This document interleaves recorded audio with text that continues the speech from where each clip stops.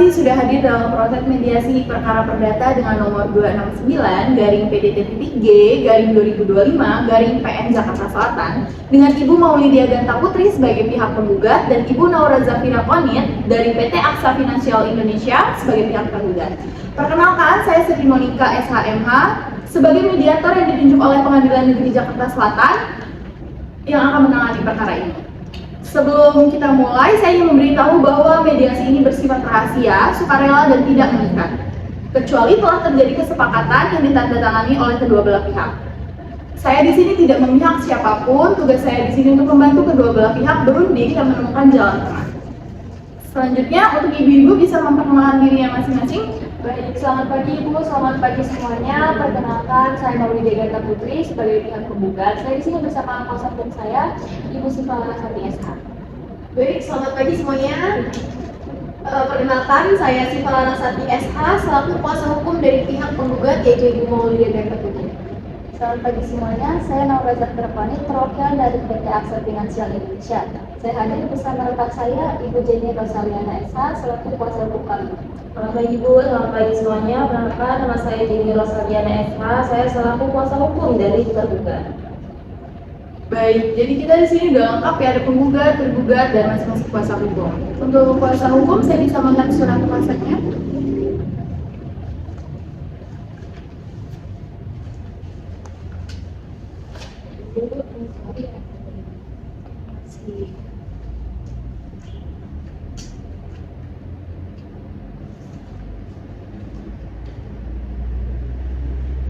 Oke, udah sesuai ya di sini. Sebelum kita masuk ke inti pembahasan, saya ingin menjelaskan apa itu mediasi dan bagaimana tahapannya. Jadi, mediasi itu adalah alternatif penyelesaian sengketa di mana kedua belah pihak berdialog dan berunding secara langsung yang dibantu oleh saya sebagai pihak ketiga yang netral. Nah, menurut Peraturan Mahkamah Agung Nomor 1 Tahun 2016, mediator bertugas memfasilitasi komunikasi, bukan menentukan siapa yang benar dan siapa yang salah. Tahapan dan tata tertib mediasi akan saya bacakan. Yang pertama, saya akan memberikan kesempatan kepada setiap pihak untuk menjelaskan masalah secara bergantian. Bila satu pihak berbicara, pihak lain mohon mendengarkan dan tidak menyela. Kedua, setelah saya akan mencoba menemukan kesepahaman awal, lalu masuk ke tahap negosiasi. Ketiga, dalam prosesnya bisa jadi saya akan meminta waktu untuk bertemu secara terpisah dengan salah satu pihak, itu disebut kaupus. Keempat, semua yang disampaikan di ruangan ini bersifat rahasia dan tidak boleh digunakan sebagai alat bukti di pengadilan. Apakah sejauh ini sudah jelas? Jelas. Baik, saya persilakan pihak penggugat untuk menjelaskan inti permasalahan yang menjadi alasan gugatan ini diajukan. Terima kasih sebagai mediator. Sengketa ini berawal dari klaim asuransi jiwa milik almarhum suami dari klien kami yang meninggal dunia pada bulan Mei tahun 2025. Polis asuransi diterbitkan oleh PT Aksa Finansial Indonesia dengan nomor polis 570-5148491 dengan nilai sebesar 728 juta. Klien kami telah membayar premi secara rutin sejak bulan Februari tahun 2025. Namun ketika mengajukan klaim, pihak perusahaan menolak pembayaran dengan alasan bahwa tertanggung memiliki riwayat hipertensi dan juga stroke yang tidak sama sekali diungkapkan dalam formulir SPAJ. Kami sudah membuktikan dengan surat dari Puskesmas Bawah Matowo bahwa informasi tersebut tidak benar. Bahkan nama yang disebutkan oleh PT Aksa Finansial Indonesia itu berbeda orang antara Ratiba Zagoto dengan almarhum suami dari klien kami yaitu Reno Zagoto. Penolakan ini sangat merugikan klien kami baik secara material maupun emosional. Benar Bu Mediator. Jadi itu saya ini di sini hanya ingin menuntut hak suami saya yang selama hidup itu udah membayar premi dengan jujur. Tapi waktu saya mengajukan klaim kepada PT Aksa, justru malah ditolak seakan-akan keluarga kami ini adalah penipu dan itu menyakitkan untuk saya dan keluarga saya. Baik, saya paham. Untuk pihak tergugat, saya beri kesempatan untuk memberikan tanggapan. Baik, terima kasih Bu. Sebelumnya kami dari PT Aksa Finansial Indonesia turut berduka cita atas meninggalnya suami dari Ibu Maulidia. Kami juga perlu menyampaikan bahwa berdasarkan hasil verifikasi internal dari dokumen SPAJ-nya itu terdapat ketidaksesuaian informasi medisnya Bu.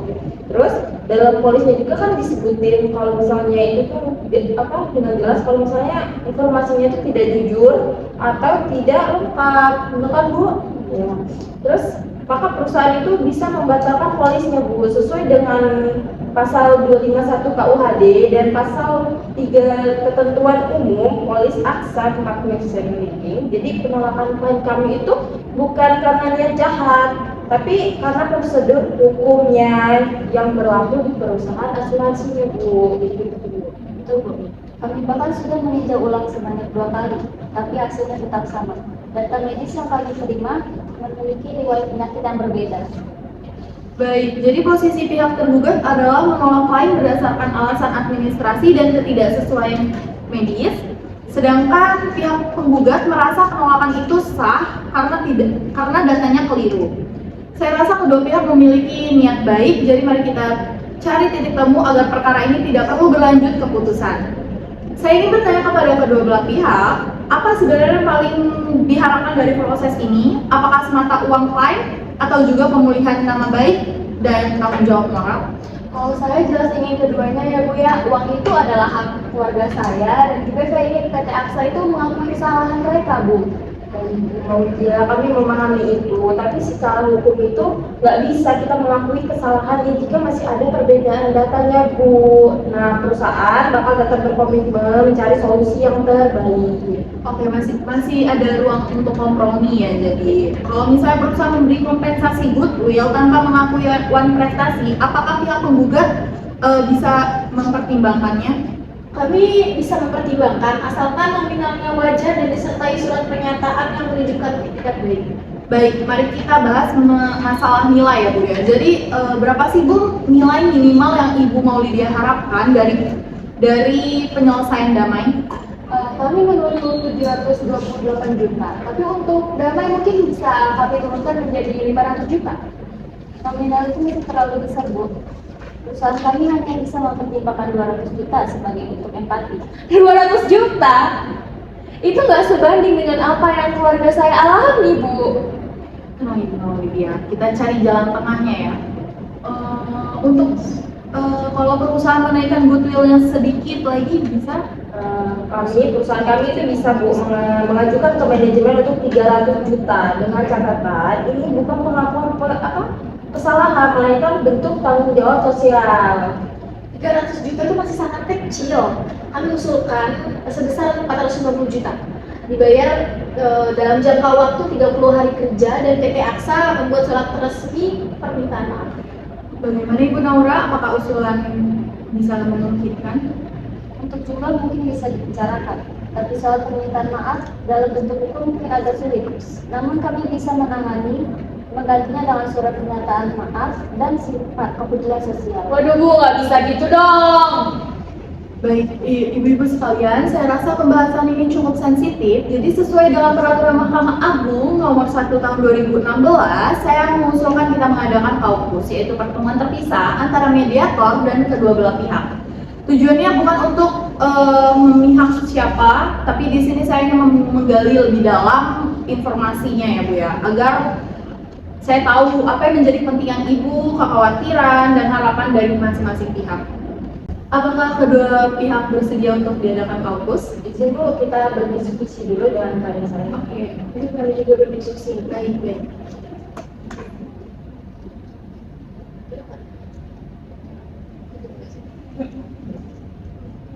Izin Bu, dari pihak kami bersedia. Ibu dari pihak kami juga bersedia. Terima kasih, saya akan berbicara terlebih dahulu kepada pihak penggugat dan untuk pihak tergugat mohon tunggu dulu.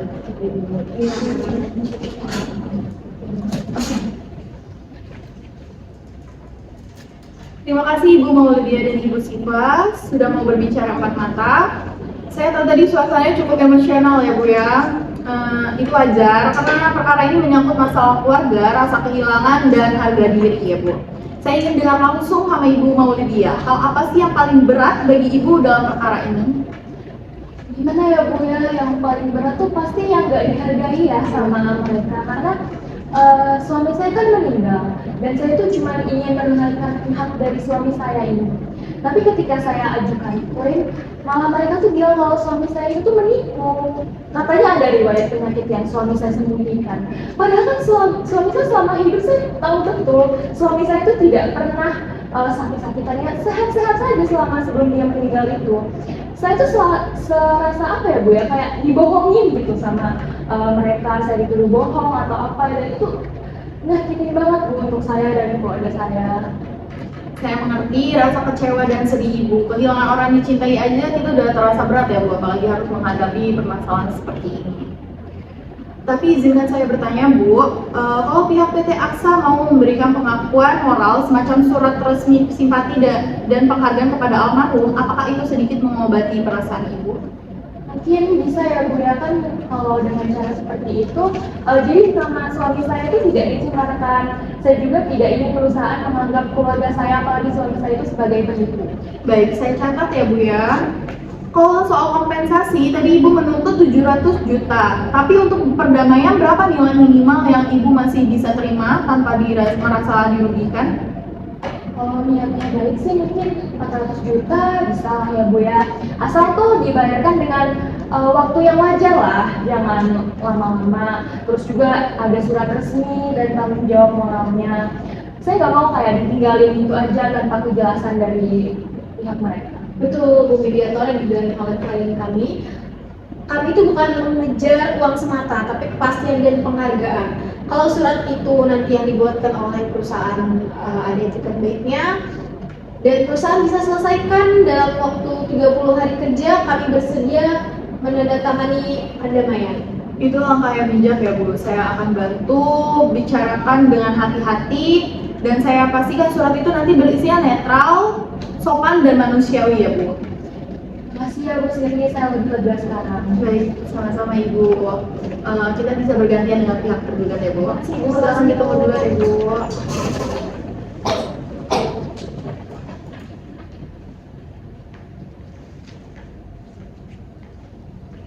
Di sini Bu, Ya Ibu.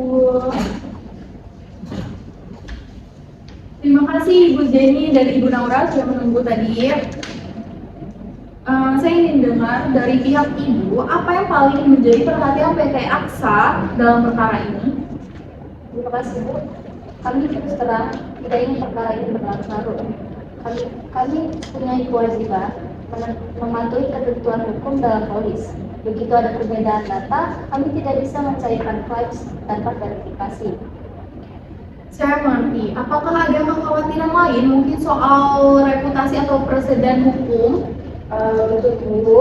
Kalau kami menulis permintaan maaf dalam surat resmi, bisa dianggap pengakuan melanjutkan prestasi dan itu tuh sangat berisiko sekali untuk perusahaan kami. Bagaimana kalau redaksinya diubah menjadi pernyataan simpati dan tanggung jawab sosial tanpa menyebut kesalahan? Kalau begitu mungkin bisa diterima, asal tidak ada kata mengakui kesalahan. Baik, lalu mengenai nilai kompensasi, tadi kan 200 juta ya, jadi naik 300 juta. Jika demi perdamaian, apakah bisa naik menjadi 400 juta? Itu sudah dianggap titik tengah oleh pihak penggugat. Kalau misal 400 juta dan disertai pernyataan bahwa ini bukan pengakuan kesalahan kami rasa bisa Bu laporkan ke perusahaan.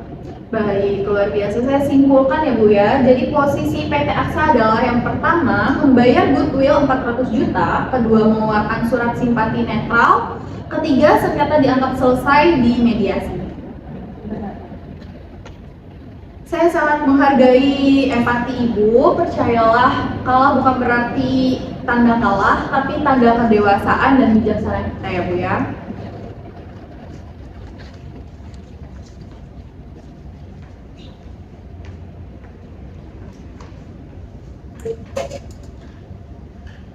Terima kasih atas ketersediaan kedua belah pihak sudah bersedia selama kampus ini, sudah bersedia dan terbuka kepada saya ya Bu.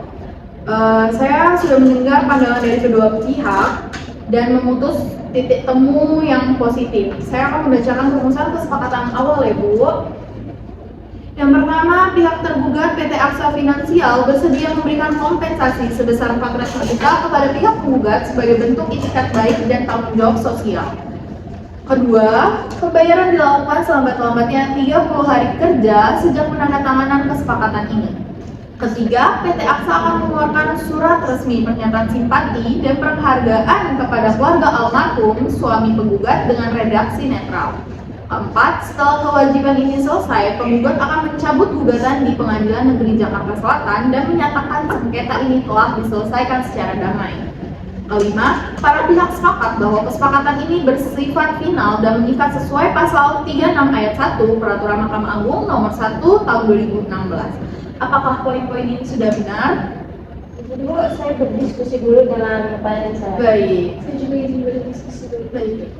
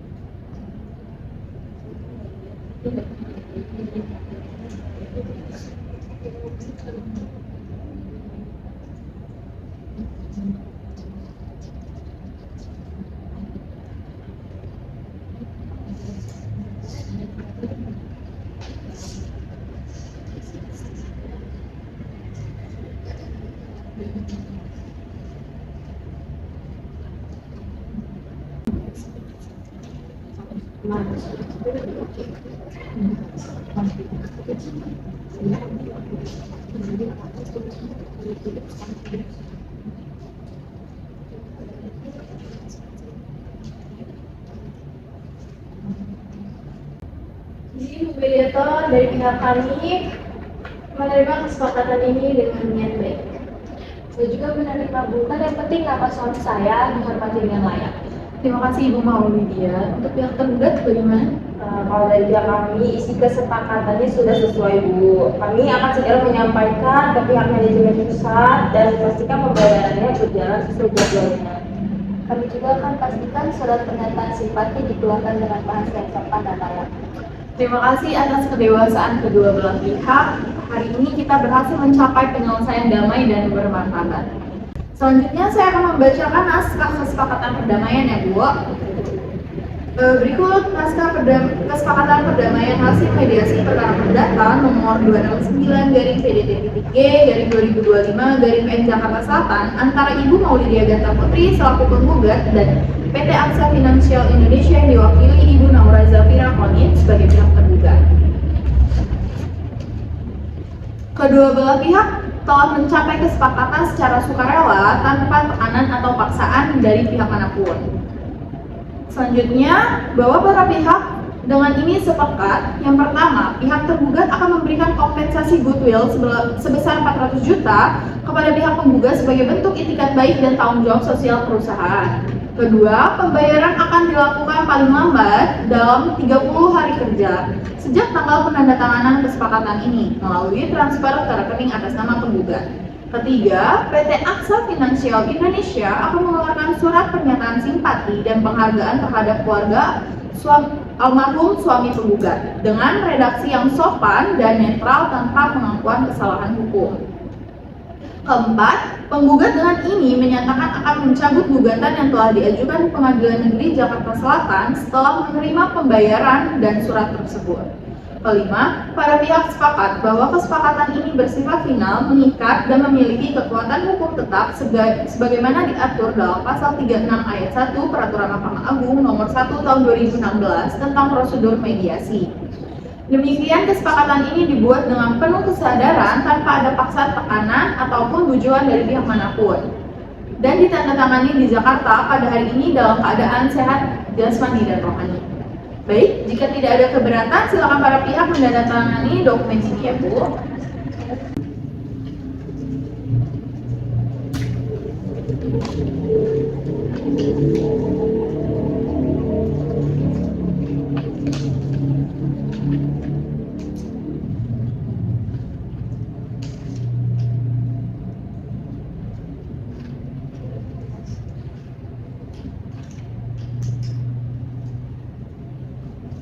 Terima kasih Ibu-Ibu semua. Dengan ditandatanganinya surat kesepakatan ini, maka proses mediasi resmi dinyatakan berhasil dan perkara ini selesai secara damai. Saya sangat menghargai kedewasaan dan empati yang ditunjukkan oleh kedua belah pihak. Semoga kesepakatan ini membawa manfaat, ketenangan, dan menjadi contoh bahwa penyelesaian secara damai selalu lebih baik daripada pertikaian di pengadilan. Terima kasih Bu Sirli, saya merasa lega sekarang semuanya sudah selesai. Kami juga terima kasih Bu, kami akan segera menindaklanjuti kesepakatan ini sesuai komitmen. Luar biasa, kalau begitu mediasi ini saya nyatakan selesai dengan kesepakatan perdamaian ya Bu. Terima kasih atas kerjasama semua pihak, semoga semuanya diberi kelancaran dan keberkahan ke depannya. Terima kasih Bu.